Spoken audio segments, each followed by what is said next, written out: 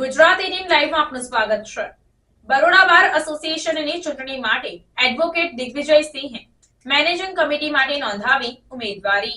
BBA એટલે કે બરોડા બાર એસોસિએશનની ચૂંટણીના પડઘમ વાગી ચૂક્યા છે, ત્યારે મેનેજિંગ કમિટી માટે એડવોકેટ દિગ્વિજયસિંહે ઉમેદવારી નોંધાવી છે। સાથે જ વકીલોના પડતર પ્રશ્નોની વાચા આપવાની બાહેંધરી તેઓ દ્વારા હાલ આપવામાં આવી છે। વકીલ મંડળના વિવિધ 18 હોદ્દાઓ માટે આગામી 20 ડિસેમ્બરના રોજ ચૂંટણી યોજવામાં આવશે, ત્યારે બરોડા બાર એસોસિએશનની ચૂંટણી માટે નોંધાયેલા 3097 સભ્યો મતદાન કરશે।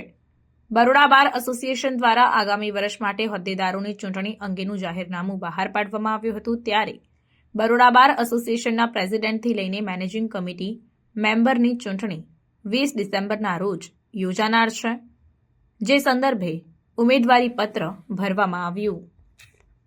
આજે વડોદરા બાર એસોસિએશનની ચૂંટણી માટે આપણે નામાંકન ભર્યું છે, કયા પદ માટે નામાંકન ભર્યું છે અને કયા પ્રકારની વકીલોના હિતમાં કાર્યવાહી રહેશે?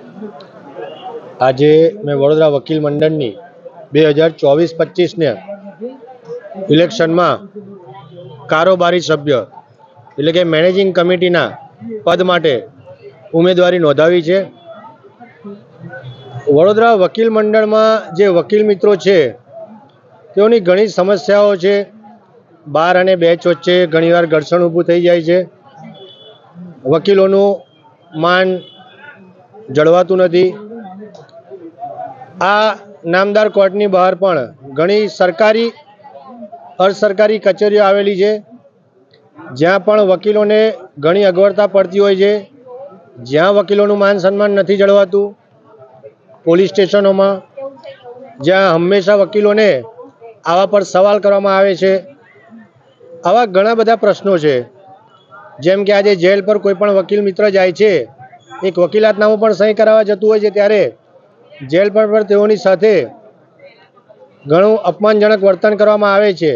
ત્યારે આ તમામ વકીલોની વાતને સમર્થન આપી તેઓ માટે એક પ્રતિનિધિનું કામ કરવા માટે આજે મેં ઉમેદવારી નોંધાવી છે।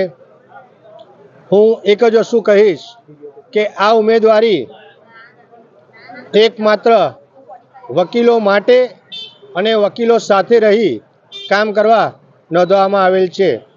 મારી વડોદરા વકીલ મંડળના તમામ આદરણીય સિનિયર વકીલ તેમજ મારા સાથી વકીલ મિત્રોને નમ્ર વિનંતી કે મને જંગી બહુમતીથી મત આપી વિજય બનાવે।